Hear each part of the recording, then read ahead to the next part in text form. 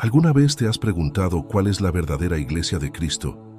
¿Cómo podemos saber si pertenecemos a la iglesia que Él fundó y que Él mismo dirige? En este video vamos a explorar los argumentos de la Iglesia Católica, que se considera a sí misma como la única iglesia verdadera y legítima. ¿Serán estos argumentos válidos y convincentes? ¿O habrá otras evidencias que los contradigan? Acompáñame en este viaje de descubrimiento y reflexión, y al final del video podrás sacar tus propias conclusiones. El primer argumento de la Iglesia Católica es la unicidad y antigüedad de su institución. Según esta iglesia, ella es la única que ha existido desde los tiempos de los apóstoles y que ha conservado la misma doctrina y tradición a lo largo de los siglos. La Iglesia Católica afirma que todas las demás iglesias cristianas son derivaciones o sectas que se han separado de ella por diversos motivos y que, por lo tanto, no tienen la plenitud de la verdad ni la autoridad divina. Pero, ¿qué dice la Biblia al respecto?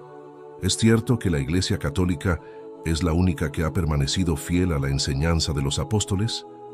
Veamos lo que dice el apóstol Pablo en su carta a los Gálatas, capítulo 1, versículos 6 al 9. Estoy maravillado de que tan pronto os hayáis alejado del que os llamó por la gracia de Cristo, para seguir un evangelio diferente. No que haya otro, sino que hay algunos que os perturban y quieren pervertir el evangelio de Cristo. Mas si aún nosotros, o un ángel del cielo, os anunciare otro evangelio diferente del que os hemos anunciado, sea anátema. Como antes hemos dicho, también ahora lo repito. Si alguno os predica diferente evangelio del que habéis recibido, sea anátema. La palabra anátema significa, según el diccionario de la lengua española, excomunión, maldición o persona o cosa anatematizada. Su origen es griego y significa ofrenda a los dioses o maldito, apartado. En el contexto religioso, se refiere a la condena o rechazo de alguien o algo que se considera impuro, herético o inaceptable según ciertas normas o creencias. Aquí vemos que el apóstol Pablo advierte a los cristianos de Galacia que no se dejen engañar por falsos maestros que les enseñan otro evangelio diferente del que él les había predicado. Pablo dice que ni siquiera un ángel del cielo tiene autoridad para cambiar el mensaje de Cristo y que el que lo haga sea maldito. Esto nos muestra que desde los primeros tiempos de la Iglesia hubo intentos de corromper y alterar el Evangelio de Cristo y que los apóstoles tuvieron que defender la pureza y la integridad de la fe cristiana. Por lo tanto, no basta con afirmar que una iglesia es la más antigua o la más grande, sino que hay que examinar si su doctrina está de acuerdo con el Evangelio de Cristo, tal como lo enseñaron los apóstoles. Aquí viene una parte muy importante del video. Así que presta mucha atención a lo siguiente. El segundo argumento de la Iglesia Católica es la sucesión apostólica, especialmente a través de Pedro como primer papa. Según esta iglesia, Jesús le dio a Pedro la primacía sobre los demás apóstoles y le confió las llaves del reino de los cielos, lo que significa que le dio el poder de gobernar y de enseñar a la iglesia. La Iglesia Católica sostiene que este poder se ha transmitido de generación en generación, a través de los obispos de Roma, que son los sucesores de Pedro, y que por lo tanto tienen la autoridad suprema e infalible sobre toda la Iglesia. Pero, ¿qué dice la Biblia al respecto? Es cierto que Jesús le dio a Pedro una posición especial y única entre los apóstoles. Veamos lo que dice el Evangelio de Mateo, capítulo 16, versículos 13 al 19. Viniendo Jesús a la región de Cesarea de Filipo, preguntó a sus discípulos diciendo, ¿quién dicen los hombres que es el Hijo del Hombre? Ellos dijeron, unos, Juan el Bautista, otros, Elías, y otros, Jeremías, o alguno de los profetas. Él les dijo, ¿y vosotros, quién decís que soy yo? Respondiendo Simón Pedro dijo, tú eres el Cristo, el Hijo del Dios viviente. Entonces le respondió Jesús, bienaventurado eres, Simón, hijo de Jonás, porque no te lo reveló carne ni sangre, sino mi Padre que está en los cielos. Y yo también te digo que tú eres Pedro, y sobre esta roca edificaré mi iglesia, y las puertas del Hades no prevalecerán contra ella. Y a ti te daré las llaves del reino de los cielos, y todo lo que atares en la tierra será atado en los cielos, y todo lo que desatares en la tierra será desatado en los cielos. Aquí vemos que Jesús elogia a Pedro por su confesión de fe, y le dice que sobre esta roca edificará su iglesia. Pero, ¿a qué se refiere Jesús con la roca? ¿Es Pedro la roca o es la confesión de Pedro la roca? La Iglesia Católica interpreta que Jesús se refiere a Pedro y que por lo tanto le da el fundamento y el liderazgo de la Iglesia. Sin embargo, hay otras interpretaciones posibles que se basan en el contexto bíblico y en el uso de las palabras. Por ejemplo, algunos dicen que Jesús se refiere a sí mismo como la roca y que Pedro es solo una piedra que forma parte de la edificación.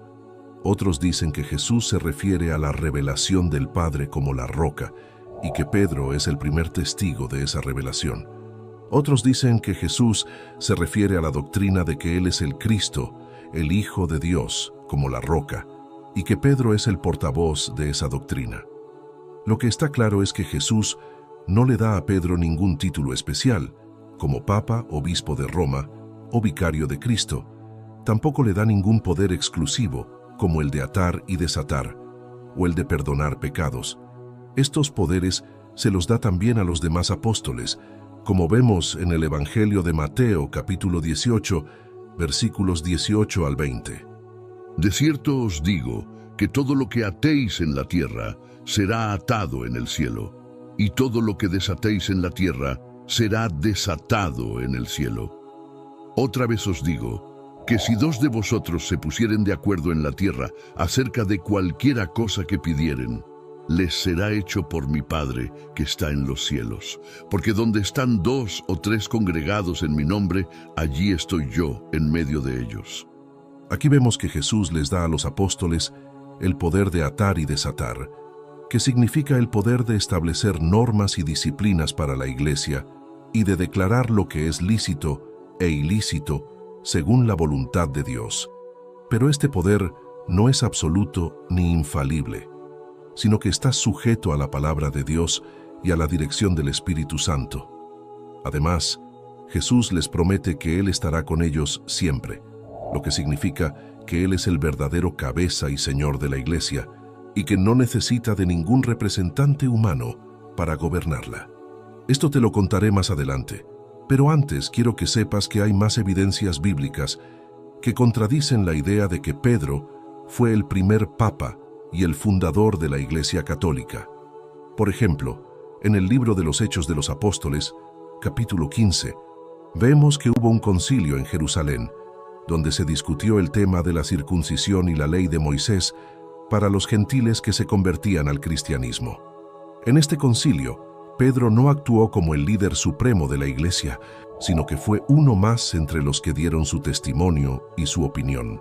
El que presidió el concilio fue Santiago, el hermano del Señor, que era el obispo de Jerusalén. Fue él quien dio el veredicto final, basado en las Escrituras y en el Espíritu Santo, y que fue aceptado por todos los presentes. Veamos lo que dice el libro de los Hechos de los Apóstoles, capítulo 15, versículos 13 al 21. Y después que hubo cesado la discusión, Pedro se levantó y les dijo: Varones, hermanos, vosotros sabéis cómo ya hace algún tiempo que Dios escogió que los gentiles oyesen por mi boca la palabra del Evangelio y creyesen. Y Dios, que conoce los corazones, les dio testimonio, dándoles el Espíritu Santo lo mismo que a nosotros. Y ninguna diferencia hizo entre nosotros y ellos, purificando por la fe sus corazones. Ahora, pues, ¿por qué tentáis a Dios, poniendo sobre la cerviz de los discípulos un yugo que ni nuestros padres ni nosotros hemos podido llevar? Antes creemos que por la gracia del Señor Jesús seremos salvos, de igual modo que ellos. Entonces toda la multitud calló, y oyeron a Bernabé y a Pablo, que contaban cuán grandes señales y maravillas había hecho Dios por medio de ellos entre los gentiles. Y cuando ellos callaron, Jacobo respondió diciendo: Varones, hermanos, oídme. Simón ha contado cómo Dios visitó por primera vez a los gentiles para tomar de ellos pueblo para su nombre. Y con esto concuerdan las palabras de los profetas, como está escrito: después de esto volveré y reedificaré el tabernáculo de David, que está caído, y repararé sus ruinas y lo volveré a levantar, para que el resto de los hombres busque al Señor, y todos los gentiles, sobre los cuales es invocado mi nombre, dice el Señor, que hace conocer todo esto desde tiempos antiguos. Por lo cual yo juzgo que no se inquiete a los gentiles que se convierten a Dios, sino que se les escriba que se aparten de las contaminaciones de los ídolos, de fornicación, de ahogado y de sangre. Porque Moisés, desde tiempos antiguos, tiene en cada ciudad quien lo predique en las sinagogas, donde es leído cada día de reposo. Aquí vemos que Santiago reconoce el papel de Pedro como el primer evangelizador de los gentiles, pero no le reconoce ninguna autoridad superior o infalible. Por el contrario, él se basa en la palabra de Dios y en el testimonio del Espíritu Santo para dar su juicio, que es acatado por todos los apóstoles y ancianos. Esto nos muestra que la iglesia primitiva no estaba gobernada por un solo hombre, sino por un colegio de líderes que se sometían a la voluntad de Dios y se respetaban mutuamente. Debemos tener muy en cuenta que la palabra iglesia viene del griego eklesia, que significa asamblea o convocación. La iglesia no es un edificio, ni una jerarquía, ni una etiqueta. La iglesia es el pueblo de Dios, los que han sido llamados por su gracia, los que han creído en Jesucristo como su Salvador y Señor, los que han sido bautizados en su nombre, los que forman parte de su cuerpo, los que tienen su Espíritu Santo, los que le adoran en espíritu y en verdad, los que le siguen y le obedecen, los que se aman unos a otros, los que proclaman su evangelio, los que hacen su voluntad, los que esperan su venida. Esa es la verdadera iglesia, la que Jesús dijo que edificaría sobre la roca de su confesión, la que las puertas del Hades no prevalecerían contra ella, la que Él amó y se entregó por ella, la que Él limpió y santificó, la que Él presentará gloriosa para sí mismo, la que Él dará el reino de los cielos. ¿Te das cuenta de que esta definición de la iglesia no depende de un nombre o una denominación? De hecho, la iglesia primitiva no tenía un nombre oficial. Los primeros cristianos eran conocidos simplemente como los discípulos, los hermanos, los santos, los creyentes, los que invocan el nombre del Señor, los del camino, los de la secta de los nazarenos, los cristianos. Estos nombres no eran títulos exclusivos ni distintivos, sino descripciones generales o apodos dados por los demás. Los primeros cristianos no se identificaban por una denominación, sino por su relación con Jesús y su doctrina. Ellos no se dividían en grupos separados, sino que se unían en una sola fe y un solo amor. Ellos no seguían a hombres, sino a Cristo. Ellos no se sometían a tradiciones, sino a la Escritura. Ellos no buscaban la gloria humana, sino la de Dios. ¿Y cómo podemos saber si una iglesia es verdadera o falsa? Por sus ritos, sus dogmas, sus milagros, sus santos, su antigüedad, su popularidad, su autoridad. No, Jesús nos dio el criterio para discernir entre la iglesia verdadera y la falsa. Los frutos. Él dijo: por sus frutos los conoceréis. ¿Acaso se recogen uvas de los espinos o higos de los abrojos? Así, todo buen árbol da buenos frutos, pero el árbol malo da frutos malos. No puede el buen árbol dar malos frutos, ni el árbol malo dar frutos buenos. Todo árbol que no da buen fruto es cortado y echado en el fuego. Así que, por sus frutos los conoceréis. Mateo 7, 16, 20. Los frutos son las obras, las actitudes, los resultados, los efectos, las consecuencias de la vida y la enseñanza de una iglesia. Los frutos revelan el carácter, la naturaleza, la calidad, la fuente de una iglesia. Los frutos muestran si una iglesia está guiada por el Espíritu de Dios o por el espíritu del mundo. Si una iglesia está fundada en la verdad o en el error, si una iglesia está llena de amor o de odio, si una iglesia está bendecida por Dios o maldita por Él. La historia está llena de testimonios y evidencias de los crímenes, las herejías, las persecuciones, las guerras, las cruzadas, las inquisiciones y las torturas de la Iglesia Católica. Estos frutos no son los de la verdadera Iglesia, sino los de la falsa Iglesia, la cual sucedió durante la dirección del emperador Constantino, el cual hizo que se cometieran actos horribles y se transformara de forma abominable. El mensaje de Dios, la Biblia llama a esto, la gran ramera, la madre de las rameras y de las abominaciones de la tierra, la que se embriaga con la sangre de los santos y de los mártires de Jesús, la que se sienta sobre la bestia escarlata, la que tiene escrito en su frente un nombre, Misterio, Babilonia la Grande, Apocalipsis 17. Con esto llegamos a un tema muy importante y polémico, la apostasía y la corrupción en la Iglesia Católica. ¿Sabes qué es la apostasía? ¿Y cómo ha afectado a la historia de la Iglesia? ¿Qué doctrinas falsas se han introducido en el cristianismo? Vamos a revisarlo. La apostasía significa abandonar o apartarse de la verdadera fe.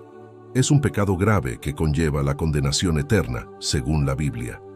Jesús advirtió a sus discípulos que en los últimos tiempos habría muchos falsos profetas que engañarían a muchos y que la apostasía se multiplicaría. Veamos lo que dice en Mateo 24, 23, 24. Entonces, si alguien les dice, miren, aquí está el Cristo, o allí está, no lo crean, porque se levantarán falsos cristos y falsos profetas, y harán grandes señales y prodigios para engañar, si fuera posible, aún a los escogidos. Esto significa que debemos estar atentos y no dejarnos engañar por nadie que pretenda ser el Mesías o tener la verdad absoluta. Solo hay un camino, una verdad y una vida: Jesucristo. Él es el único que puede salvarnos y darnos la vida eterna. Pero, ¿cómo podemos reconocer la verdadera fe de la falsa? ¿Qué criterios debemos usar para discernir entre el bien y el mal? Aquí viene la parte más importante del video: la palabra de Dios. La palabra de Dios es la fuente de autoridad y revelación para los cristianos. Es la espada del Espíritu que nos permite combatir las mentiras y las herejías. Es la lámpara que ilumina nuestro camino y nos guía hacia la voluntad de Dios. Es el alimento que nos nutre y nos fortalece en la fe. Sin la palabra de Dios, estamos perdidos y vulnerables a los ataques del enemigo. Por eso, debemos leerla, estudiarla, meditarla y aplicarla a nuestra vida diaria. Así podremos resistir al diablo y permanecer firmes en la fe. Veamos lo que dice en 2 Timoteo 3, 16, 17. Toda la Escritura es inspirada por Dios y útil para enseñar, para reprender, para corregir y para instruir en la justicia, a fin de que el siervo de Dios esté enteramente capacitado para toda buena obra. Esto significa que la Biblia es la norma por la que debemos juzgar todo lo que oímos, vemos y hacemos. Si algo no está de acuerdo con la Biblia, debemos rechazarlo y denunciarlo. No podemos aceptar ninguna tradición, costumbre, doctrina o práctica que contradiga la palabra de Dios. Eso sería caer en la apostasía y la idolatría. Cambiando de tema, me gustaría hablarte de un tema muy relevante en la actualidad: el protestantismo. ¿Sabes qué es el protestantismo? ¿Y cómo surgió como una alternativa al catolicismo? ¿Qué papel tuvo Martín Lutero en este movimiento? Vamos a responder estas y otras preguntas ahora mismo. El protestantismo es una rama del cristianismo que se separó de la Iglesia Católica en el siglo XVI, como resultado de una protesta contra la corrupción y las doctrinas falsas que imperaban en esa época. Los protestantes creen que la Biblia es la única fuente de autoridad y revelación para los cristianos y que la salvación es por gracia, mediante la fe en Jesucristo, sin necesidad de obras ni intermediarios humanos. Los protestantes rechazan muchas de las tradiciones, ritos y dogmas del catolicismo, como el culto a los santos, la veneración de las imágenes, la transubstanciación, el purgatorio, la infalibilidad papal, el celibato clerical, la Inmaculada Concepción, la Asunción de María y muchas otras. Pero el protestantismo no surgió de la nada, sino que fue el fruto de una larga historia de resistencia y fidelidad de un pequeño grupo de cristianos que nunca se sometieron al poder y la autoridad de la Iglesia Católica. Estos cristianos, que a veces fueron perseguidos y martirizados, mantuvieron viva la llama de la verdadera fe y la esperanza en el regreso de Cristo.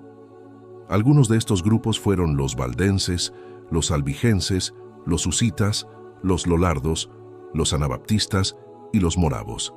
Estos grupos, aunque tenían algunas diferencias entre ellos, compartían algunos principios básicos como el rechazo a la jerarquía eclesiástica, la importancia de la Biblia, la libertad de conciencia y la sencillez de la adoración. Veamos lo que dice en Apocalipsis 12:6. Y la mujer huyó al desierto, donde tiene un lugar preparado por Dios, para que allí la sustenten por 1260 días. Esto significa que la verdadera iglesia, simbolizada por la mujer, tuvo que huir al desierto, es decir, a lugares apartados y ocultos para escapar de la persecución y la apostasía que dominaban el mundo. Allí, Dios la protegió y la alimentó con su palabra, hasta que llegara el momento de salir a la luz y proclamar el Evangelio. Ese momento llegó en el siglo XVI, con el inicio de la Reforma Protestante. La Reforma Protestante fue un movimiento que sacudió a Europa y al mundo, y que cambió la historia del cristianismo. Fue una reacción contra la corrupción y el abuso de la Iglesia Católica, que se había alejado de la pureza y la sencillez del Evangelio.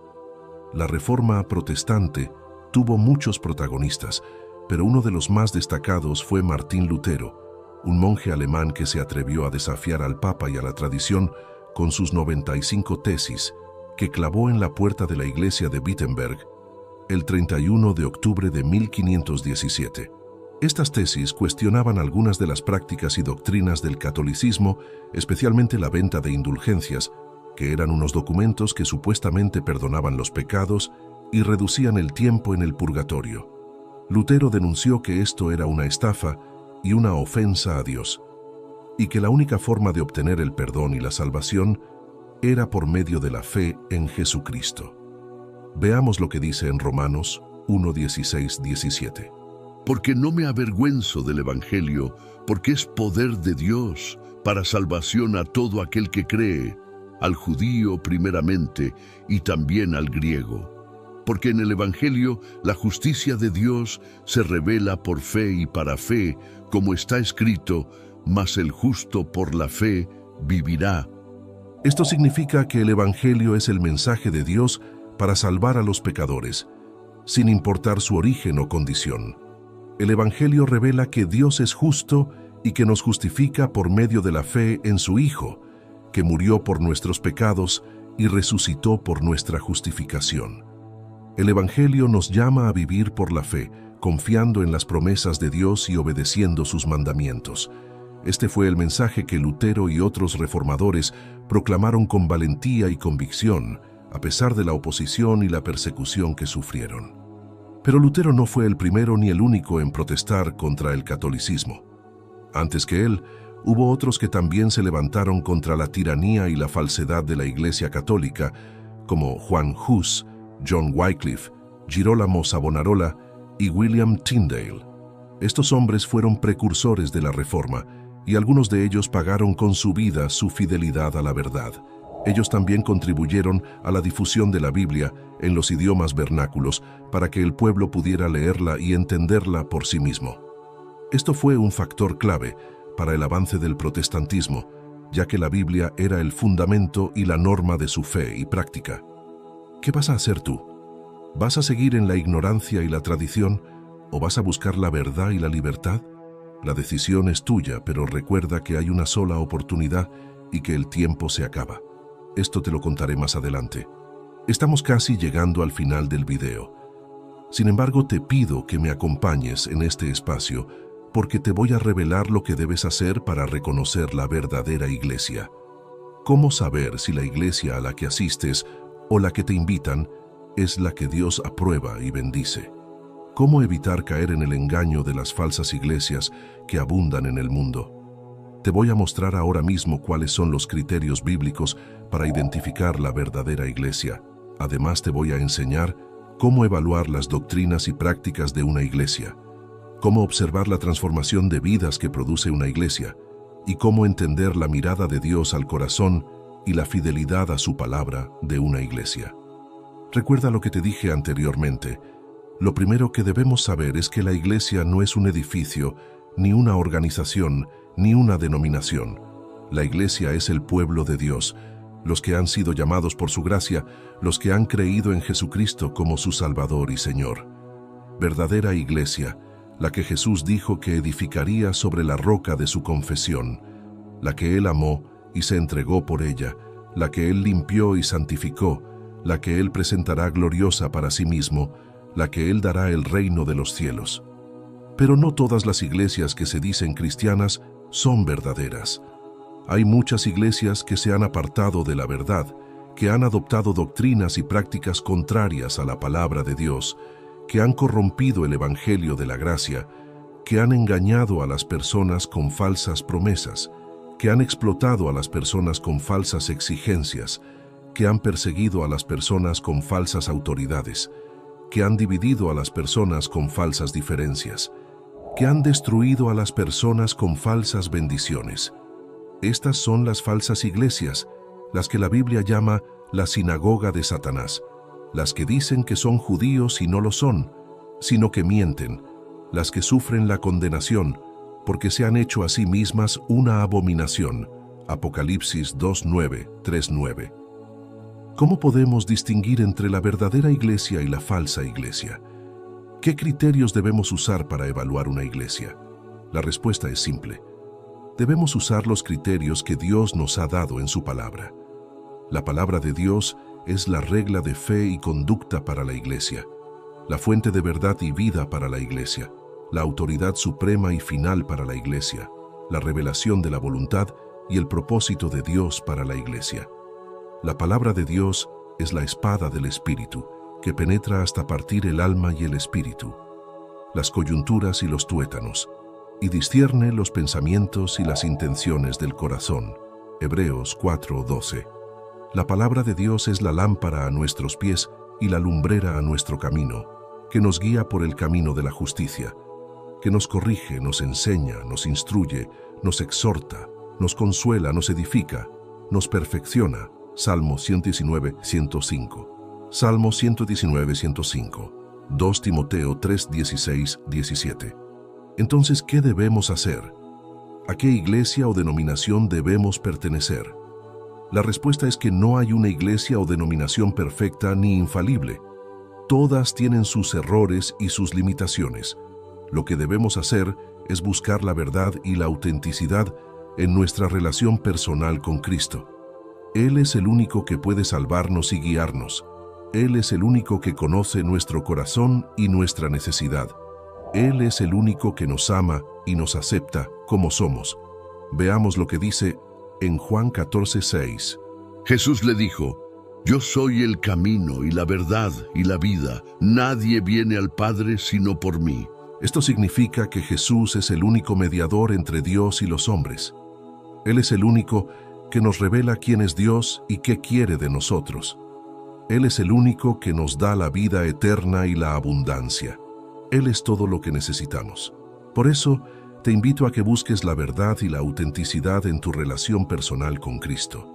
No te conformes con lo que te han dicho o enseñado. No te dejes engañar por las apariencias o las emociones. No te dejes llevar por la presión o la costumbre. No te dejes influir por el miedo o la duda. Busca a Jesús con todo tu corazón, con toda tu mente, con toda tu alma y con todas tus fuerzas. Estudia su palabra, ora a su nombre, obedece sus mandamientos, sigue su ejemplo, confía en sus promesas, recibe su gracia, comparte su amor, alaba su gloria, espera su venida. Así serás verdaderamente feliz y bendecido. Así serás verdaderamente libre y auténtico. Así serás verdaderamente cristiano. Esta es la invitación que te hago hoy. Espero que la aceptes y que la pongas en práctica. Te aseguro que no te arrepentirás. Y si quieres saber más sobre cómo tener una relación personal con Cristo, te invito a que veas otros videos del canal en los que te doy algunos consejos y recursos para que crezcas en tu fe. Hasta entonces, que Dios te bendiga y te guarde. Amén. ¿Alguna vez te has preguntado cuál es la verdadera iglesia de Cristo? ¿Cómo podemos saber si pertenecemos a la iglesia que Él fundó y que Él mismo dirige? En este video vamos a explorar los argumentos de la Iglesia Católica, que se considera a sí misma como la única iglesia verdadera y legítima. ¿Serán estos argumentos válidos y convincentes? ¿O habrá otras evidencias que los contradigan? Acompáñame en este viaje de descubrimiento y reflexión, y al final del video podrás sacar tus propias conclusiones. El primer argumento de la Iglesia Católica es la unicidad y antigüedad de su institución. Según esta iglesia, ella es la única que ha existido desde los tiempos de los apóstoles y que ha conservado la misma doctrina y tradición a lo largo de los siglos. La Iglesia Católica afirma que todas las demás iglesias cristianas son derivaciones o sectas que se han separado de ella por diversos motivos y que, por lo tanto, no tienen la plenitud de la verdad ni la autoridad divina. ¿Pero qué dice la Biblia al respecto? ¿Es cierto que la Iglesia Católica es la única que ha permanecido fiel a la enseñanza de los apóstoles? Veamos lo que dice el apóstol Pablo en su carta a los Gálatas, capítulo 1, versículos 6 al 9. Estoy maravillado de que tan pronto os hayáis alejado del que os llamó por la gracia de Cristo, para seguir un evangelio diferente. No que haya otro, sino que hay algunos que os perturban y quieren pervertir el evangelio de Cristo. Mas si aún nosotros, o un ángel del cielo, os anunciare otro evangelio diferente del que os hemos anunciado, sea anátema. Como antes hemos dicho, también ahora lo repito. Si alguno os predica diferente evangelio del que habéis recibido, sea anátema.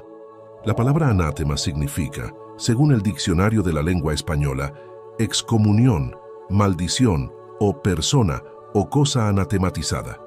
Su origen es griego y significa ofrenda a los dioses o maldito, apartado. En el contexto religioso se refiere a la condena o rechazo de alguien o algo que se considera impuro, herético o inaceptable según ciertas normas o creencias. Aquí vemos que el apóstol Pablo advierte a los cristianos de Galacia que no se dejen engañar por falsos maestros que les enseñan otro evangelio diferente del que él les había predicado. Pablo dice que ni siquiera un ángel del cielo tiene autoridad para cambiar el mensaje de Cristo, y que el que lo haga sea maldito. Esto nos muestra que desde los primeros tiempos de la Iglesia hubo intentos de corromper y alterar el evangelio de Cristo, y que los apóstoles tuvieron que defender la pureza y la integridad de la fe cristiana. Por lo tanto, no basta con afirmar que una iglesia es la más antigua o la más grande, sino que hay que examinar si su doctrina está de acuerdo con el Evangelio de Cristo, tal como lo enseñaron los apóstoles. Aquí viene una parte muy importante del video, así que presta mucha atención a lo siguiente.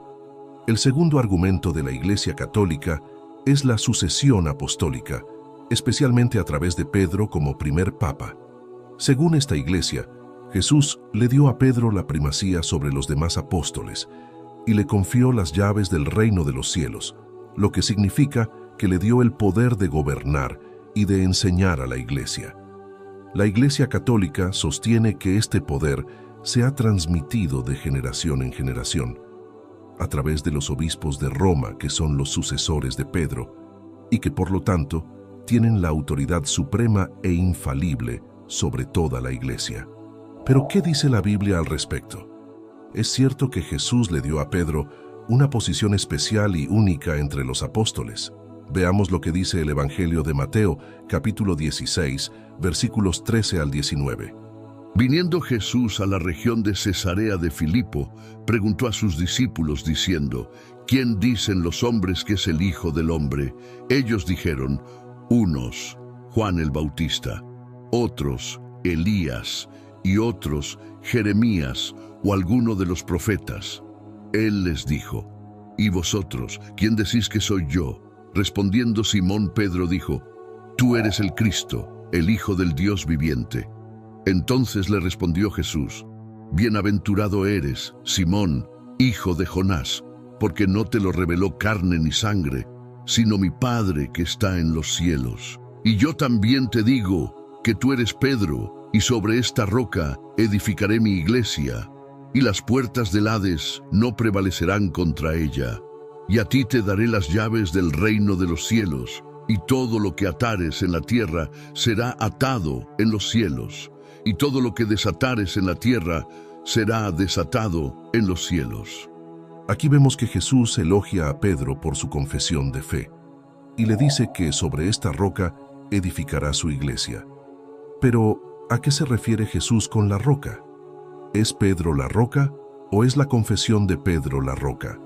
La Iglesia Católica interpreta que Jesús se refiere a Pedro y que por lo tanto le da el fundamento y el liderazgo de la Iglesia. Sin embargo, hay otras interpretaciones posibles que se basan en el contexto bíblico y en el uso de las palabras. Por ejemplo, algunos dicen que Jesús se refiere a sí mismo como la roca y que Pedro es solo una piedra que forma parte de la edificación. Otros dicen que Jesús se refiere a la revelación del Padre como la roca y que Pedro es el primer testigo de esa revelación. Otros dicen que Jesús se refiere a la doctrina de que Él es el Cristo, el Hijo de Dios, como la roca, y que Pedro es el portavoz de esa doctrina. Lo que está claro es que Jesús no le da a Pedro ningún título especial, como Papa, Obispo de Roma o Vicario de Cristo. Tampoco le da ningún poder exclusivo, como el de atar y desatar, o el de perdonar pecados. Estos poderes se los da también a los demás apóstoles, como vemos en el Evangelio de Mateo, capítulo 18, versículos 18 al 20.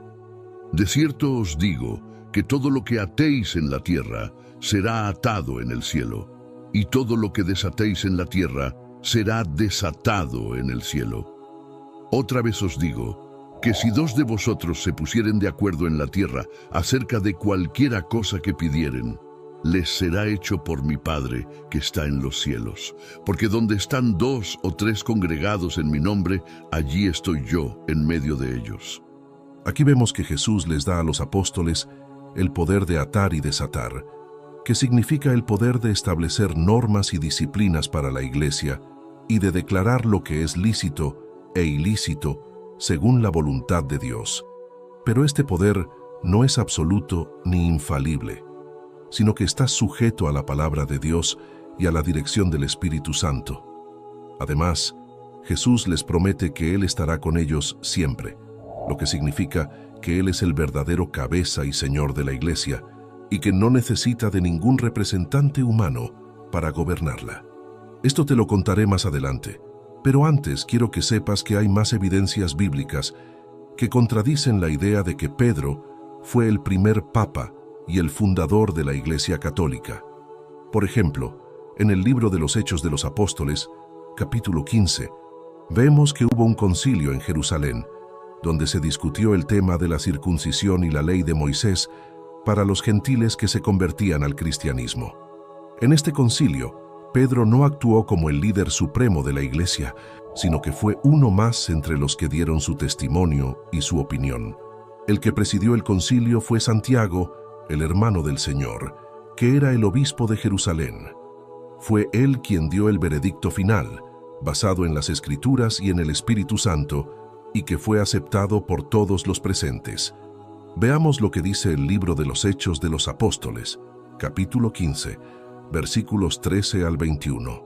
Y después que hubo cesado la discusión, Pedro se levantó y les dijo: Varones, hermanos, vosotros sabéis cómo ya hace algún tiempo que Dios escogió que los gentiles oyesen por mi boca la palabra del Evangelio y creyesen. Y Dios, que conoce los corazones, les dio testimonio, dándoles el Espíritu Santo lo mismo que a nosotros. Y ninguna diferencia hizo entre nosotros y ellos, purificando por la fe sus corazones. Ahora, pues, ¿por qué tentáis a Dios, poniendo sobre la cerviz de los discípulos un yugo que ni nuestros padres ni nosotros hemos podido llevar? Antes creemos que por la gracia del Señor Jesús seremos salvos, de igual modo que ellos.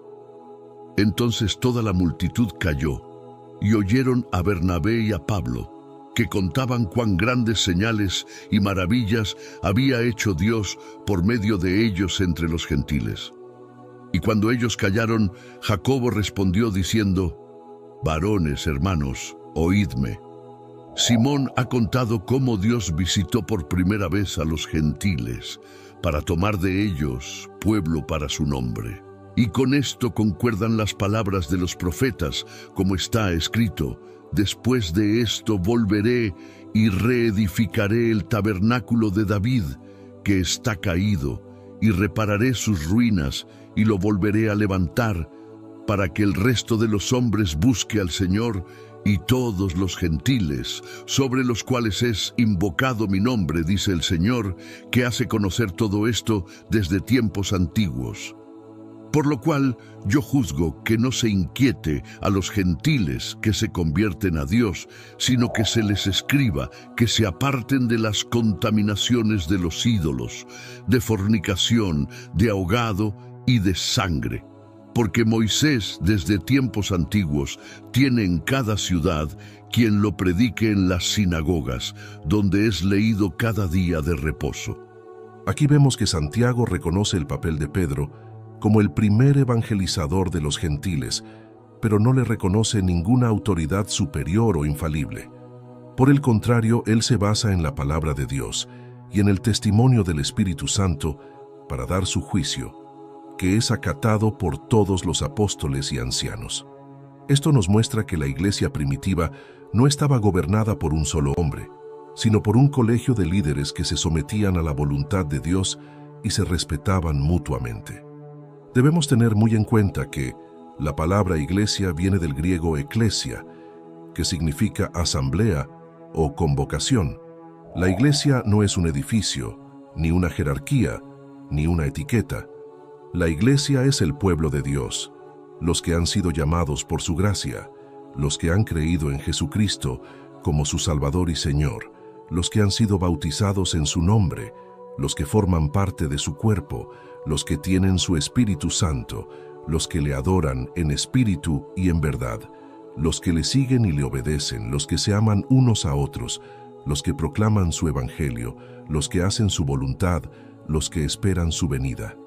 Esa es la verdadera iglesia, la que Jesús dijo que edificaría sobre la roca de su confesión, la que las puertas del Hades no prevalecerían contra ella, la que Él amó y se entregó por ella, la que Él limpió y santificó, la que Él presentará gloriosa para sí mismo, la que Él dará el reino de los cielos.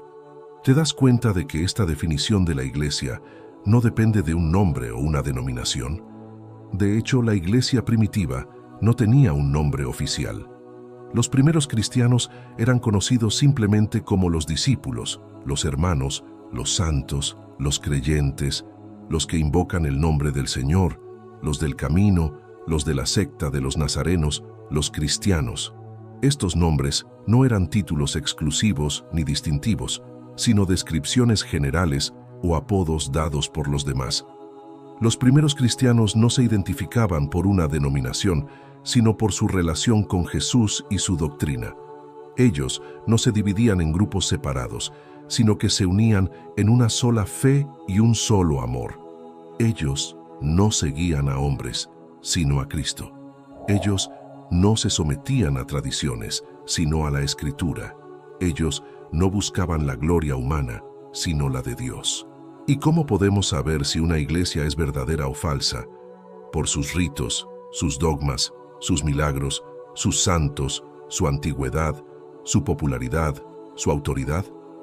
No, Jesús nos dio el criterio para discernir entre la iglesia verdadera y la falsa. Los frutos. Él dijo: por sus frutos los conoceréis. ¿Acaso se recogen uvas de los espinos o higos de los abrojos? Así, todo buen árbol da buenos frutos, pero el árbol malo da frutos malos. No puede el buen árbol dar malos frutos, ni el árbol malo dar frutos buenos.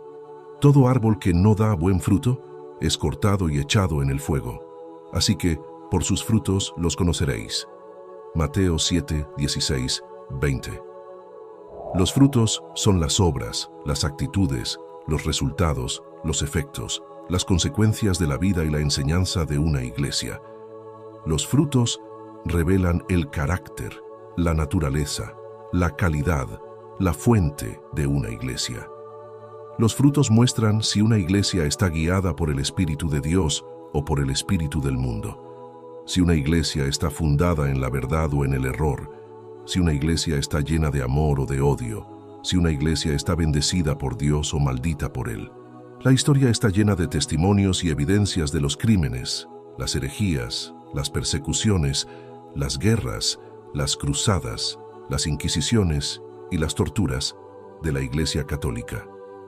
Estos frutos no son los de la verdadera iglesia, sino los de la falsa iglesia, la cual sucedió durante la dirección del emperador Constantino, el cual hizo que se cometieran actos horribles y se transformara de forma abominable.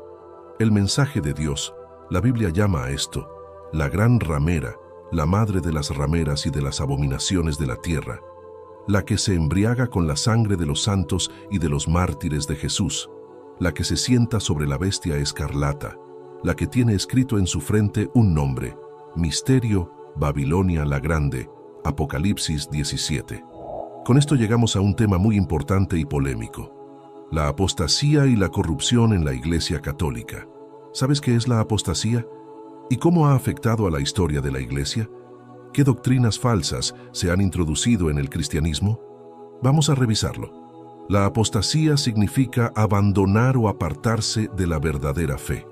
Es un pecado grave que conlleva la condenación eterna, según la Biblia. Jesús advirtió a sus discípulos que en los últimos tiempos habría muchos falsos profetas que engañarían a muchos y que la apostasía se multiplicaría. Veamos lo que dice en Mateo 24, 23, 24. Entonces, si alguien les dice, miren, aquí está el Cristo, o allí está, no lo crean, porque se levantarán falsos cristos y falsos profetas, y harán grandes señales y prodigios para engañar, si fuera posible, aún a los escogidos. Esto significa que debemos estar atentos y no dejarnos engañar por nadie que pretenda ser el Mesías o tener la verdad absoluta. Solo hay un camino, una verdad y una vida: Jesucristo. Él es el único que puede salvarnos y darnos la vida eterna. Pero, ¿cómo podemos reconocer la verdadera fe de la falsa? ¿Qué criterios debemos usar para discernir entre el bien y el mal? Aquí viene la parte más importante del video: la palabra de Dios. La palabra de Dios es la fuente de autoridad y revelación para los cristianos. Es la espada del Espíritu que nos permite combatir las mentiras y las herejías. Es la lámpara que ilumina nuestro camino y nos guía hacia la voluntad de Dios. Es el alimento que nos nutre y nos fortalece en la fe. Sin la palabra de Dios, estamos perdidos y vulnerables a los ataques del enemigo. Por eso, debemos leerla, estudiarla, meditarla y aplicarla a nuestra vida diaria. Así podremos resistir al diablo y permanecer firmes en la fe. Veamos lo que dice en 2 Timoteo 3, 16, 17. Toda la Escritura es inspirada por Dios y útil para enseñar, para reprender, para corregir y para instruir en la justicia, a fin de que el siervo de Dios esté enteramente capacitado para toda buena obra.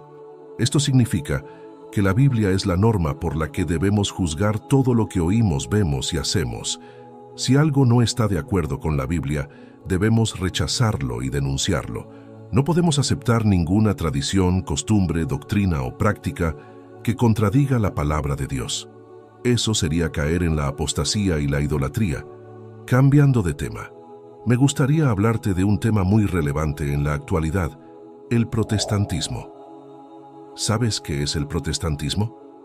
¿Y cómo surgió como una alternativa al catolicismo? ¿Qué papel tuvo Martín Lutero en este movimiento? Vamos a responder estas y otras preguntas ahora mismo. El protestantismo es una rama del cristianismo que se separó de la Iglesia Católica en el siglo XVI, como resultado de una protesta contra la corrupción y las doctrinas falsas que imperaban en esa época. Los protestantes creen que la Biblia es la única fuente de autoridad y revelación para los cristianos, y que la salvación es por gracia, mediante la fe en Jesucristo, sin necesidad de obras ni intermediarios humanos. Los protestantes rechazan muchas de las tradiciones, ritos y dogmas del catolicismo, como el culto a los santos, la veneración de las imágenes, la transubstanciación, el purgatorio, la infalibilidad papal, el celibato clerical, la Inmaculada Concepción, la Asunción de María y muchas otras. Pero el protestantismo no surgió de la nada, sino que fue el fruto de una larga historia de resistencia y fidelidad de un pequeño grupo de cristianos que nunca se sometieron al poder y la autoridad de la Iglesia Católica. Estos cristianos, que a veces fueron perseguidos y martirizados, mantuvieron viva la llama de la verdadera fe y la esperanza en el regreso de Cristo. Algunos de estos grupos fueron los valdenses, los albigenses, los husitas, los lolardos, los anabaptistas y los moravos. Estos grupos, aunque tenían algunas diferencias entre ellos, compartían algunos principios básicos como el rechazo a la jerarquía eclesiástica, la importancia de la Biblia, la libertad de conciencia y la sencillez de la adoración. Veamos lo que dice en Apocalipsis 12:6.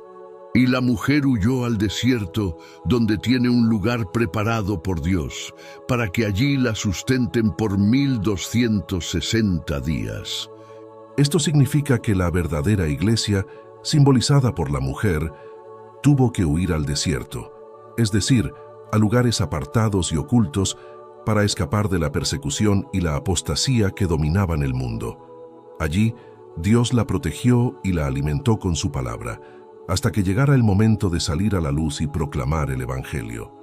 Ese momento llegó en el siglo XVI, con el inicio de la Reforma Protestante.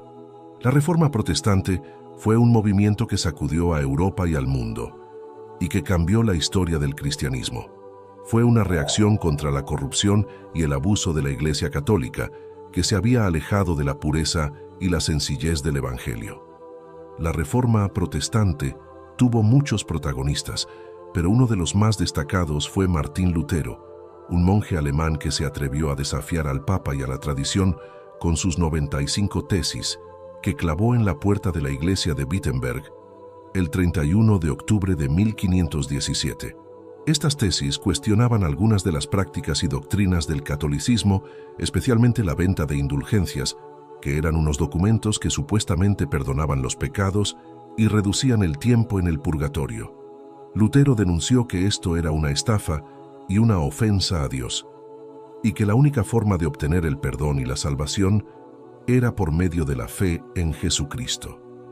Veamos lo que dice en Romanos 1:16-17. Porque no me avergüenzo del Evangelio, porque es poder de Dios para salvación a todo aquel que cree, al judío primeramente y también al griego. Porque en el Evangelio la justicia de Dios se revela por fe y para fe, como está escrito, mas el justo por la fe vivirá. Esto significa que el Evangelio es el mensaje de Dios para salvar a los pecadores, sin importar su origen o condición. El Evangelio revela que Dios es justo y que nos justifica por medio de la fe en su Hijo, que murió por nuestros pecados y resucitó por nuestra justificación. El Evangelio nos llama a vivir por la fe, confiando en las promesas de Dios y obedeciendo sus mandamientos. Este fue el mensaje que Lutero y otros reformadores proclamaron con valentía y convicción, a pesar de la oposición y la persecución que sufrieron. Pero Lutero no fue el primero ni el único en protestar contra el catolicismo. Antes que él, hubo otros que también se levantaron contra la tiranía y la falsedad de la Iglesia Católica, como Juan Hus, John Wycliffe, Girolamo Savonarola y William Tyndale. Estos hombres fueron precursores de la Reforma, y algunos de ellos pagaron con su vida su fidelidad a la verdad. Ellos también contribuyeron a la difusión de la Biblia en los idiomas vernáculos para que el pueblo pudiera leerla y entenderla por sí mismo. Esto fue un factor clave para el avance del protestantismo, ya que la Biblia era el fundamento y la norma de su fe y práctica. ¿Qué vas a hacer tú? ¿Vas a seguir en la ignorancia y la tradición o vas a buscar la verdad y la libertad? La decisión es tuya, pero recuerda que hay una sola oportunidad y que el tiempo se acaba. Esto te lo contaré más adelante. Estamos casi llegando al final del video. Sin embargo, te pido que me acompañes en este espacio porque te voy a revelar lo que debes hacer para reconocer la verdadera iglesia. ¿Cómo saber si la iglesia a la que asistes o la que te invitan es la que Dios aprueba y bendice? ¿Cómo evitar caer en el engaño de las falsas iglesias que abundan en el mundo? Te voy a mostrar ahora mismo cuáles son los criterios bíblicos para identificar la verdadera iglesia. Además, te voy a enseñar cómo evaluar las doctrinas y prácticas de una iglesia, cómo observar la transformación de vidas que produce una iglesia y cómo entender la mirada de Dios al corazón y la fidelidad a su palabra de una iglesia. Recuerda lo que te dije anteriormente. Lo primero que debemos saber es que la iglesia no es un edificio, ni una organización, ni una denominación. La iglesia es el pueblo de Dios, los que han sido llamados por su gracia, los que han creído en Jesucristo como su Salvador y Señor. Verdadera iglesia, la que Jesús dijo que edificaría sobre la roca de su confesión, la que Él amó y se entregó por ella, la que Él limpió y santificó, la que Él presentará gloriosa para sí mismo, la que Él dará el reino de los cielos. Pero no todas las iglesias que se dicen cristianas son verdaderas. Hay muchas iglesias que se han apartado de la verdad, que han adoptado doctrinas y prácticas contrarias a la palabra de Dios, que han corrompido el evangelio de la gracia, que han engañado a las personas con falsas promesas, que han explotado a las personas con falsas exigencias, que han perseguido a las personas con falsas autoridades, que han dividido a las personas con falsas diferencias, que han destruido a las personas con falsas bendiciones. Estas son las falsas iglesias, las que la Biblia llama la sinagoga de Satanás, las que dicen que son judíos y no lo son, sino que mienten, las que sufren la condenación, porque se han hecho a sí mismas una abominación. Apocalipsis 2:9, 3:9. ¿Cómo podemos distinguir entre la verdadera iglesia y la falsa iglesia? ¿Qué criterios debemos usar para evaluar una iglesia? La respuesta es simple. Debemos usar los criterios que Dios nos ha dado en su palabra. La palabra de Dios es la regla de fe y conducta para la iglesia, la fuente de verdad y vida para la iglesia, la autoridad suprema y final para la iglesia, la revelación de la voluntad y el propósito de Dios para la iglesia. La palabra de Dios es la espada del Espíritu, que penetra hasta partir el alma y el espíritu, las coyunturas y los tuétanos, y discierne los pensamientos y las intenciones del corazón. Hebreos 4:12. La palabra de Dios es la lámpara a nuestros pies y la lumbrera a nuestro camino, que nos guía por el camino de la justicia, que nos corrige, nos enseña, nos instruye, nos exhorta, nos consuela, nos edifica, nos perfecciona. Salmo 119, 105. Salmo 119, 105. 2 Timoteo 3, 16, 17. Entonces, ¿qué debemos hacer? ¿A qué iglesia o denominación debemos pertenecer? La respuesta es que no hay una iglesia o denominación perfecta ni infalible. Todas tienen sus errores y sus limitaciones. Lo que debemos hacer es buscar la verdad y la autenticidad en nuestra relación personal con Cristo. Él es el único que puede salvarnos y guiarnos. Él es el único que conoce nuestro corazón y nuestra necesidad. Él es el único que nos ama y nos acepta como somos. Veamos lo que dice en Juan 14:6. Jesús le dijo: Yo soy el camino y la verdad y la vida. Nadie viene al Padre sino por mí. Esto significa que Jesús es el único mediador entre Dios y los hombres. Él es el único que nos revela quién es Dios y qué quiere de nosotros. Él es el único que nos da la vida eterna y la abundancia. Él es todo lo que necesitamos. Por eso, te invito a que busques la verdad y la autenticidad en tu relación personal con Cristo. No te conformes con lo que te han dicho o enseñado. No te dejes engañar por las apariencias o las emociones. No te dejes llevar por la presión o la costumbre. No te dejes influir por el miedo o la duda. Busca a Jesús con todo tu corazón, con toda tu mente, con toda tu alma y con todas tus fuerzas. Estudia su palabra, ora a su nombre, obedece sus mandamientos, sigue su ejemplo, confía en sus promesas, recibe su gracia, comparte su amor, alaba su gloria, espera su venida. Así serás verdaderamente feliz y bendecido. Así serás verdaderamente libre y auténtico. Así serás verdaderamente cristiano. Esta es la invitación que te hago hoy. Espero que la aceptes y que la pongas en práctica. Te aseguro que no te arrepentirás. Y si quieres saber más sobre cómo tener una relación personal con Cristo, te invito a que veas otros videos del canal en los que te doy algunos consejos y recursos para que crezcas en tu fe. Hasta entonces, que Dios te bendiga y te guarde. Amén. ¿Alguna vez te has preguntado cuál es la verdadera iglesia de Cristo? ¿Cómo podemos saber si pertenecemos a la iglesia que Él fundó y que Él mismo dirige? En este video vamos a explorar los argumentos de la Iglesia Católica, que se considera a sí misma como la única iglesia verdadera y legítima. ¿Serán estos argumentos válidos y convincentes? ¿O habrá otras evidencias que los contradigan? Acompáñame en este viaje de descubrimiento y reflexión, y al final del video podrás sacar tus propias conclusiones. El primer argumento de la Iglesia Católica es la unicidad y antigüedad de su institución. Según esta iglesia, ella es la única que ha existido desde los tiempos de los apóstoles y que ha conservado la misma doctrina y tradición a lo largo de los siglos. La Iglesia Católica afirma que todas las demás iglesias cristianas son derivaciones o sectas que se han separado de ella por diversos motivos y que, por lo tanto, no tienen la plenitud de la verdad ni la autoridad divina. ¿Pero qué dice la Biblia al respecto? ¿Es cierto que la Iglesia Católica es la única que ha permanecido fiel a la enseñanza de los apóstoles? Veamos lo que dice el apóstol Pablo en su carta a los Gálatas, capítulo 1, versículos 6 al 9. Estoy maravillado de que tan pronto os hayáis alejado del que os llamó por la gracia de Cristo, para seguir un evangelio diferente.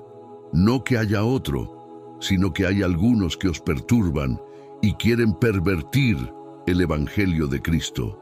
Mas si aún nosotros, o un ángel del cielo, os anunciare otro evangelio diferente del que os hemos anunciado, sea anátema. Como antes hemos dicho, también ahora lo repito.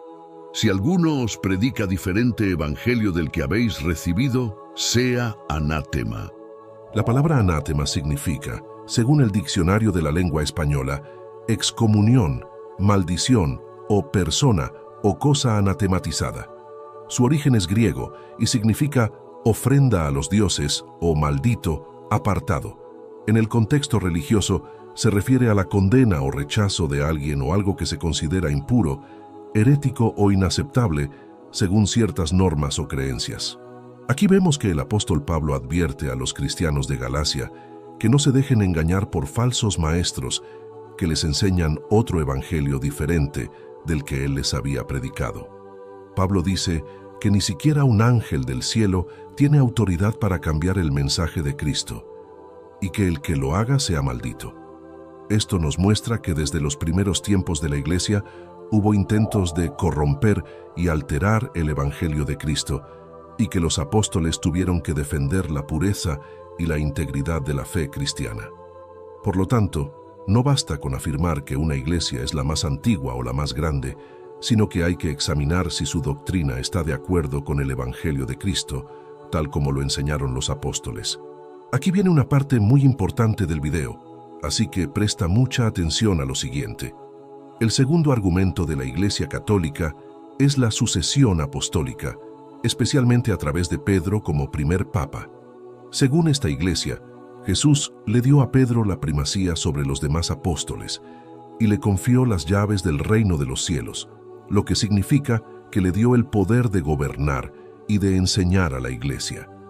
La Iglesia Católica sostiene que este poder se ha transmitido de generación en generación, a través de los obispos de Roma, que son los sucesores de Pedro, y que por lo tanto tienen la autoridad suprema e infalible sobre toda la iglesia.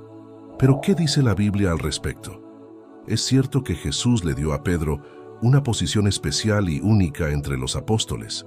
Veamos lo que dice el Evangelio de Mateo, capítulo 16, versículos 13 al 19. Viniendo Jesús a la región de Cesarea de Filipo, preguntó a sus discípulos diciendo, ¿quién dicen los hombres que es el Hijo del Hombre? Ellos dijeron, unos, Juan el Bautista, otros, Elías, y otros, Jeremías o alguno de los profetas. Él les dijo, ¿y vosotros, quién decís que soy yo? Respondiendo Simón Pedro dijo, tú eres el Cristo, el Hijo del Dios viviente. Entonces le respondió Jesús, bienaventurado eres, Simón, hijo de Jonás, porque no te lo reveló carne ni sangre, sino mi Padre que está en los cielos. Y yo también te digo que tú eres Pedro, y sobre esta roca edificaré mi iglesia, y las puertas del Hades no prevalecerán contra ella. Y a ti te daré las llaves del reino de los cielos, y todo lo que atares en la tierra será atado en los cielos, y todo lo que desatares en la tierra será desatado en los cielos. Aquí vemos que Jesús elogia a Pedro por su confesión de fe, y le dice que sobre esta roca edificará su iglesia. Pero, ¿a qué se refiere Jesús con la roca? ¿Es Pedro la roca o es la confesión de Pedro la roca? La Iglesia Católica interpreta que Jesús se refiere a Pedro y que por lo tanto le da el fundamento y el liderazgo de la Iglesia. Sin embargo, hay otras interpretaciones posibles que se basan en el contexto bíblico y en el uso de las palabras. Por ejemplo, algunos dicen que Jesús se refiere a sí mismo como la roca y que Pedro es solo una piedra que forma parte de la edificación. Otros dicen que Jesús se refiere a la revelación del Padre como la roca y que Pedro es el primer testigo de esa revelación.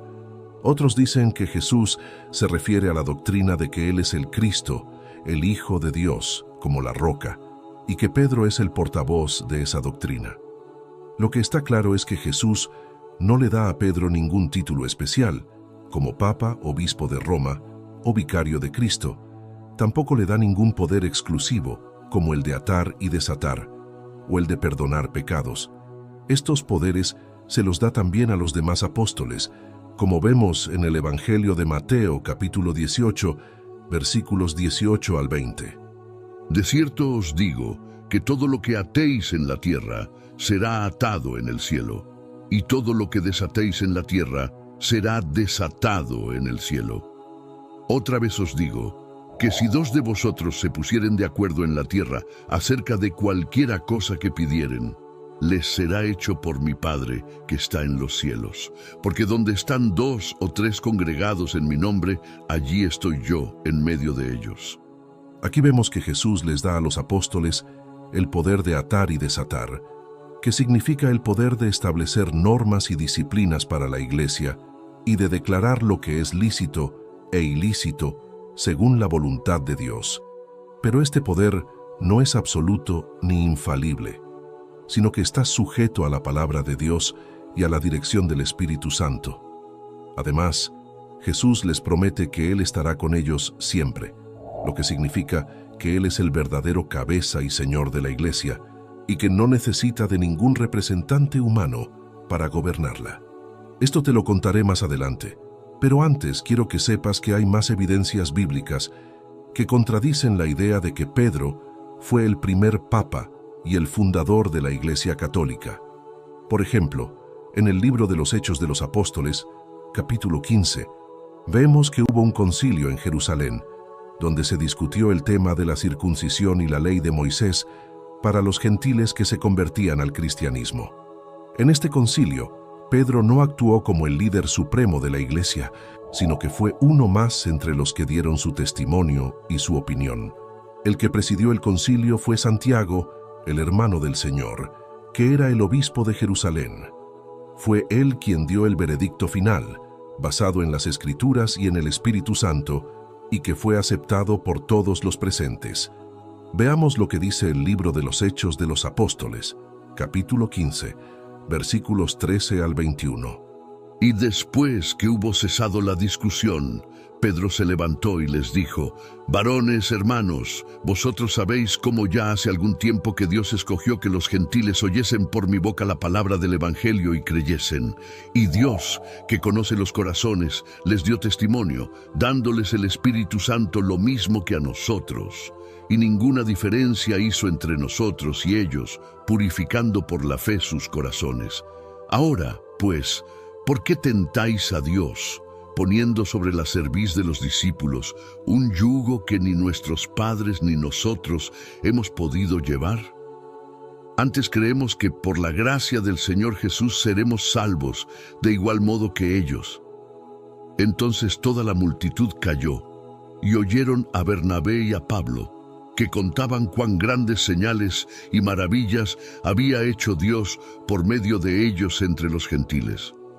Y cuando ellos callaron, Jacobo respondió diciendo: «Varones, hermanos, oídme. Simón ha contado cómo Dios visitó por primera vez a los gentiles para tomar de ellos pueblo para su nombre. Y con esto concuerdan las palabras de los profetas, como está escrito: después de esto volveré y reedificaré el tabernáculo de David, que está caído, y repararé sus ruinas, y lo volveré a levantar, para que el resto de los hombres busque al Señor, y todos los gentiles, sobre los cuales es invocado mi nombre, dice el Señor, que hace conocer todo esto desde tiempos antiguos. Por lo cual yo juzgo que no se inquiete a los gentiles que se convierten a Dios, sino que se les escriba que se aparten de las contaminaciones de los ídolos, de fornicación, de ahogado y de sangre. Porque Moisés desde tiempos antiguos tiene en cada ciudad quien lo predique en las sinagogas, donde es leído cada día de reposo». Aquí vemos que Santiago reconoce el papel de Pedro como el primer evangelizador de los gentiles, pero no le reconoce ninguna autoridad superior o infalible. Por el contrario, él se basa en la palabra de Dios y en el testimonio del Espíritu Santo para dar su juicio, que es acatado por todos los apóstoles y ancianos. Esto nos muestra que la iglesia primitiva no estaba gobernada por un solo hombre, sino por un colegio de líderes que se sometían a la voluntad de Dios y se respetaban mutuamente. Debemos tener muy en cuenta que la palabra iglesia viene del griego eklesia, que significa asamblea o convocación. La iglesia no es un edificio, ni una jerarquía, ni una etiqueta. La iglesia es el pueblo de Dios, los que han sido llamados por su gracia, los que han creído en Jesucristo como su Salvador y Señor, los que han sido bautizados en su nombre, los que forman parte de su cuerpo, los que tienen su Espíritu Santo, los que le adoran en espíritu y en verdad, los que le siguen y le obedecen, los que se aman unos a otros, los que proclaman su evangelio, los que hacen su voluntad, los que esperan su venida. Esa es la verdadera iglesia, la que Jesús dijo que edificaría sobre la roca de su confesión, la que las puertas del Hades no prevalecerían contra ella, la que Él amó y se entregó por ella, la que Él limpió y santificó, la que Él presentará gloriosa para sí mismo, la que Él dará el reino de los cielos. ¿Te das cuenta de que esta definición de la iglesia no depende de un nombre o una denominación? De hecho, la iglesia primitiva no tenía un nombre oficial. Los primeros cristianos eran conocidos simplemente como los discípulos, los hermanos, los santos, los creyentes, los que invocan el nombre del Señor, los del camino, los de la secta de los nazarenos, los cristianos. Estos nombres no eran títulos exclusivos ni distintivos, sino descripciones generales o apodos dados por los demás. Los primeros cristianos no se identificaban por una denominación, sino por su relación con Jesús y su doctrina. Ellos no se dividían en grupos separados, sino que se unían en una sola fe y un solo amor. Ellos no seguían a hombres, sino a Cristo. Ellos no se sometían a tradiciones, sino a la Escritura. Ellos no buscaban la gloria humana, sino la de Dios. ¿Y cómo podemos saber si una iglesia es verdadera o falsa? Por sus ritos, sus dogmas, sus milagros, sus santos, su antigüedad, su popularidad, su autoridad. No, Jesús nos dio el criterio para discernir entre la iglesia verdadera y la falsa. Los frutos. Él dijo: «Por sus frutos los conoceréis. ¿Acaso se recogen uvas de los espinos o higos de los abrojos? Así, todo buen árbol da buenos frutos, pero el árbol malo da frutos malos. No puede el buen árbol dar malos frutos, ni el árbol malo dar frutos buenos. Todo árbol que no da buen fruto es cortado y echado en el fuego. Así que, por sus frutos los conoceréis. Mateo 7, 16, 20. Los frutos son las obras, las actitudes, los resultados, los efectos, las consecuencias de la vida y la enseñanza de una iglesia. Los frutos revelan el carácter, la naturaleza, la calidad, la fuente de una iglesia. Los frutos muestran si una iglesia está guiada por el Espíritu de Dios o por el espíritu del mundo. Si una iglesia está fundada en la verdad o en el error. Si una iglesia está llena de amor o de odio. Si una iglesia está bendecida por Dios o maldita por Él. La historia está llena de testimonios y evidencias de los crímenes, las herejías, las persecuciones, las guerras, las cruzadas, las inquisiciones y las torturas de la Iglesia Católica. Estos frutos no son los de la verdadera iglesia, sino los de la falsa iglesia, la cual sucedió durante la dirección del emperador Constantino, el cual hizo que se cometieran actos horribles y se transformara de forma abominable. El mensaje de Dios, la Biblia llama a esto, la gran ramera, la madre de las rameras y de las abominaciones de la tierra, la que se embriaga con la sangre de los santos y de los mártires de Jesús, la que se sienta sobre la bestia escarlata, la que tiene escrito en su frente un nombre, Misterio, Babilonia la Grande, Apocalipsis 17. Con esto llegamos a un tema muy importante y polémico, la apostasía y la corrupción en la Iglesia Católica. ¿Sabes qué es la apostasía? ¿Y cómo ha afectado a la historia de la Iglesia? ¿Qué doctrinas falsas se han introducido en el cristianismo? Vamos a revisarlo. La apostasía significa abandonar o apartarse de la verdadera fe. Es un pecado grave que conlleva la condenación eterna, según la Biblia. Jesús advirtió a sus discípulos que en los últimos tiempos habría muchos falsos profetas que engañarían a muchos y que la apostasía se multiplicaría. Veamos lo que dice en Mateo 24, 23, 24. Entonces, si alguien les dice, miren, aquí está el Cristo, o allí está, no lo crean, porque se levantarán falsos cristos y falsos profetas, y harán grandes señales y prodigios para engañar, si fuera posible, aún a los escogidos. Esto significa que debemos estar atentos y no dejarnos engañar por nadie que pretenda ser el Mesías o tener la verdad absoluta. Solo hay un camino, una verdad y una vida. Jesucristo. Él es el único que puede salvarnos y darnos la vida eterna. Pero, ¿cómo podemos reconocer la verdadera fe de la falsa? ¿Qué criterios debemos usar para discernir entre el bien y el mal? Aquí viene la parte más importante del video. La palabra de Dios. La palabra de Dios es la fuente de autoridad y revelación para los cristianos. Es la espada del Espíritu que nos permite combatir las mentiras y las herejías. Es la lámpara que ilumina nuestro camino y nos guía hacia la voluntad de Dios. Es el alimento que nos nutre y nos fortalece en la fe. Sin la palabra de Dios, estamos perdidos y vulnerables a los ataques del enemigo. Por eso, debemos leerla, estudiarla, meditarla y aplicarla a nuestra vida diaria. Así podremos resistir al diablo y permanecer firmes en la fe. Veamos lo que dice en 2 Timoteo 3, 16, 17.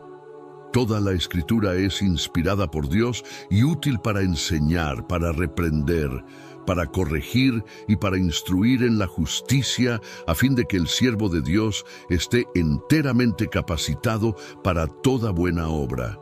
Esto significa que la Biblia es la norma por la que debemos juzgar todo lo que oímos, vemos y hacemos. Si algo no está de acuerdo con la Biblia, debemos rechazarlo y denunciarlo. No podemos aceptar ninguna tradición, costumbre, doctrina o práctica que contradiga la palabra de Dios. Eso sería caer en la apostasía y la idolatría. Cambiando de tema, me gustaría hablarte de un tema muy relevante en la actualidad, el protestantismo. ¿Sabes qué es el protestantismo? ¿Y cómo surgió como una alternativa al catolicismo?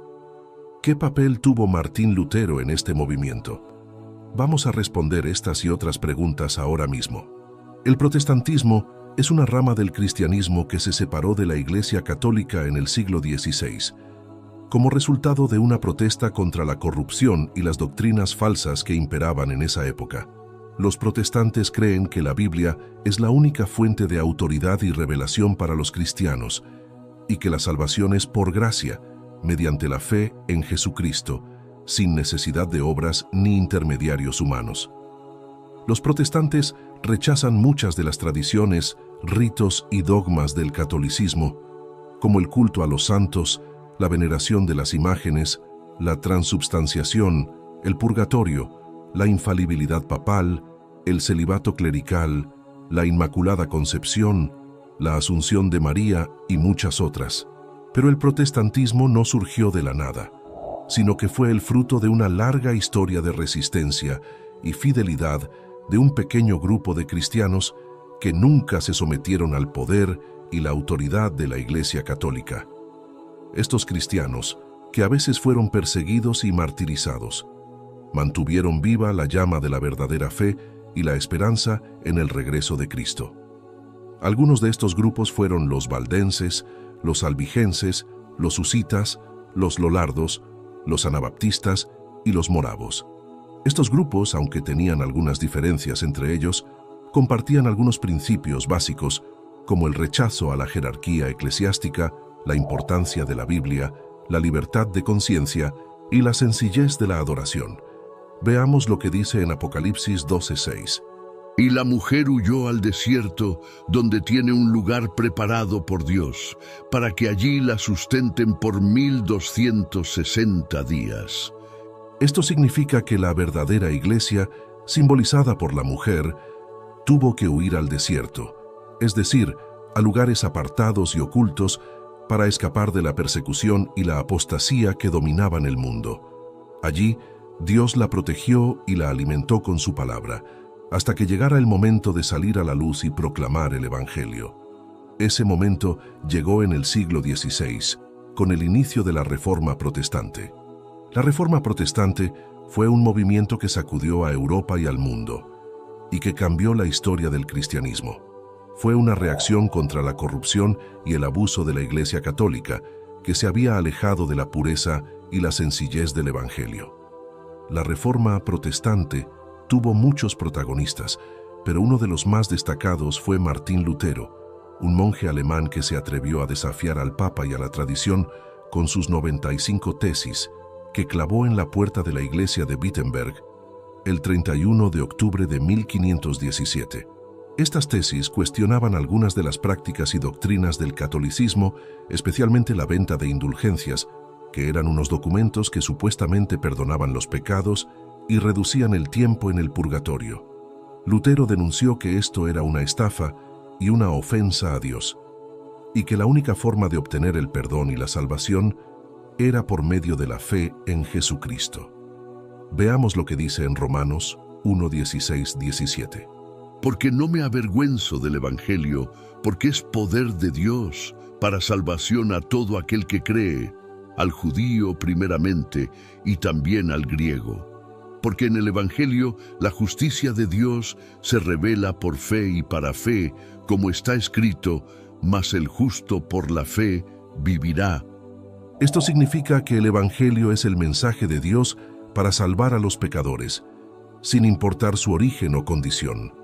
El Evangelio revela que Dios es justo y que nos justifica por medio de la fe en su Hijo, que murió por nuestros pecados y resucitó por nuestra justificación. El Evangelio nos llama a vivir por la fe, confiando en las promesas de Dios y obedeciendo sus mandamientos. Este fue el mensaje que Lutero y otros reformadores proclamaron con valentía y convicción, a pesar de la oposición y la persecución que sufrieron. Pero Lutero no fue el primero ni el único en protestar contra el catolicismo. Antes que él, hubo otros que también se levantaron contra la tiranía y la falsedad de la Iglesia Católica, como Juan Hus, John Wycliffe, Girolamo Savonarola y William Tyndale. Estos hombres fueron precursores de la Reforma, y algunos de ellos pagaron con su vida su fidelidad a la verdad. Ellos también contribuyeron a la difusión de la Biblia en los idiomas vernáculos para que el pueblo pudiera leerla y entenderla por sí mismo. Esto fue un factor clave para el avance del protestantismo, ya que la Biblia era el fundamento y la norma de su fe y práctica. ¿Qué vas a hacer tú? ¿Vas a seguir en la ignorancia y la tradición o vas a buscar la verdad y la libertad? La decisión es tuya, pero recuerda que hay una sola oportunidad y que el tiempo se acaba. Esto te lo contaré más adelante. Estamos casi llegando al final del video.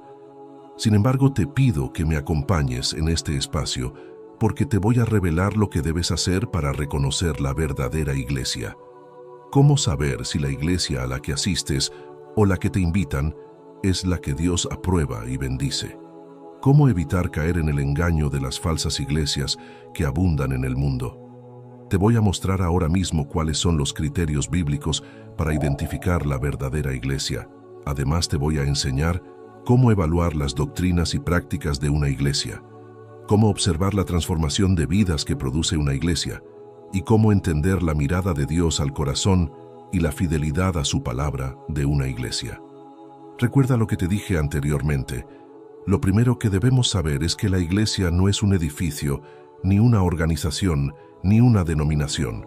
La iglesia es el pueblo de Dios, los que han sido llamados por su gracia, los que han creído en Jesucristo como su Salvador y Señor.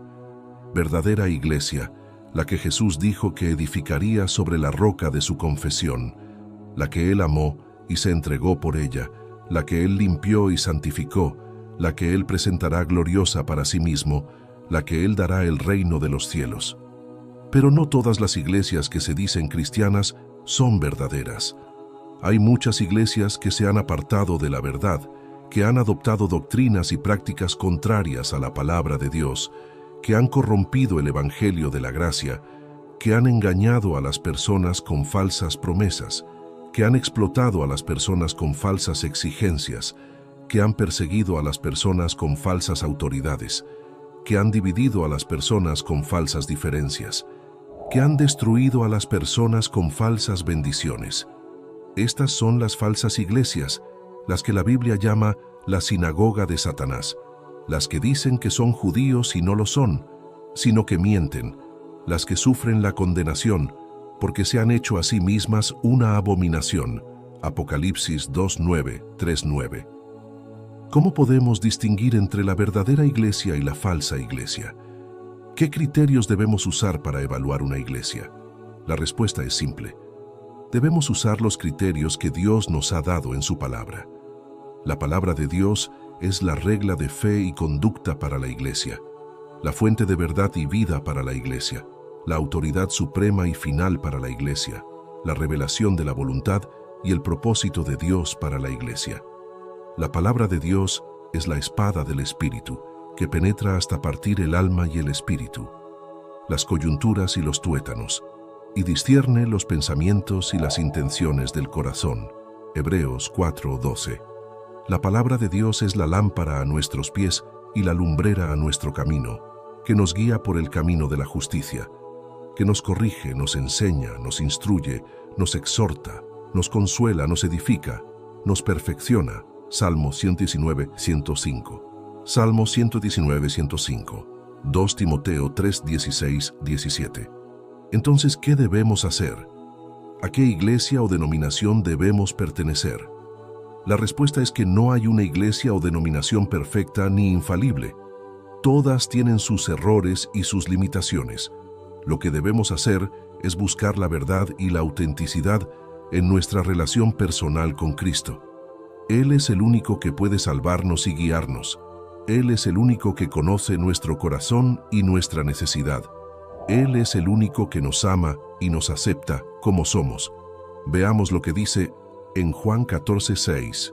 Jesús le dijo: Yo soy el camino y la verdad y la vida. Nadie viene al Padre sino por mí. Esto significa que Jesús es el único mediador entre Dios y los hombres. Él es el único que nos revela quién es Dios y qué quiere de nosotros. Él es el único que nos da la vida eterna y la abundancia. Él es todo lo que necesitamos. Por eso, te invito a que busques la verdad y la autenticidad en tu relación personal con Cristo. No te conformes con lo que te han dicho o enseñado. No te dejes engañar por las apariencias o las emociones. No te dejes llevar por la presión o la costumbre. No te dejes influir por el miedo o la duda.